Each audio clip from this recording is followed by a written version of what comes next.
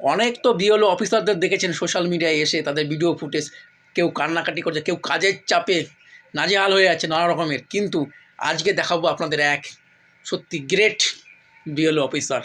চলুন ভিডিওটা দেখে নিই। এই বিএলওকে দেখুন, তার এলাকায় তিনি ইতিমধ্যেই 90% কাজ করে ফেলেছেন, কিন্তু তার কাছে আজকের দিনটা হয়তো একটু অন্যরকম ছিল।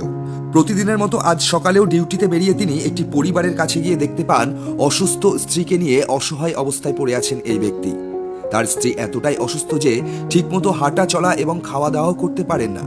এই পরিবারের অবস্থা এতটাই অসহায় যে এসআইআর এর ফর্ম ফিল আপ নিয়েও আলাদা করে তাদের কোনো উৎসাহ নেই, এমনকি এক কপি ফটো তোলার মতো ক্ষমতা ছিল না তাদের। বাড়ির পরিস্থিতি খারাপ, এই অবস্থা খারাপ, নিজেও কাটতে করতে পারি না, টাইম দিতে পারি নাই, মাস্টারমশাই করে দিয়েছেন। তবে এই এলাকার বিএলও মীর বদরুদ্দোজা যখন এই পরিবারের এমন অসহায় অবস্থা দেখতে পান, তখন তিনি নিজেই তার মোবাইলে তাদের ফটো তুলে দোকান থেকে প্রিন্ট করে নিয়ে এসে এসআইআর এর ফর্মটি সম্পূর্ণ পূরণ করে দেন। গোটা রাজ্য জুড়ে যখন বিভিন্ন বিএলওদের সমস্যার কথা উঠে আসছে, অনেকে অসুস্থ হয়ে পড়ছেন, ঠিক সেই পরিস্থিতিতে দাঁড়িয়ে বাঁকুড়ার পাহাড়পুর এলাকার এই বিএলওর এমন মানবিক উদ্যোগের সাক্ষী থাকলেন দ্য ডিসকভার বাংলার সাংবাদিক আব্দুল হাই। ইনি শারীরিকভাবে অসুস্থ।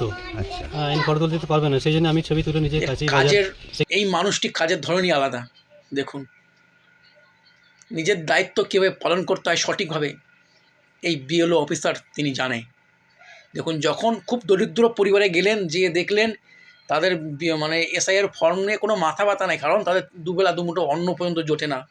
কী করলো, ফটো তোলার মতো পয়সা নেই, বিএলও নিজে ক্যামেরায় তাদের ফটো তুলে নিয়ে ফোন ক্যামেরায় এবং প্রিন্ট আউট করে নিয়ে এসে সেই ফটো নিজের খরচায় সেই ফর্মে লাগিয়ে নিজে ফর্মটি ফিল আপ করে দেন।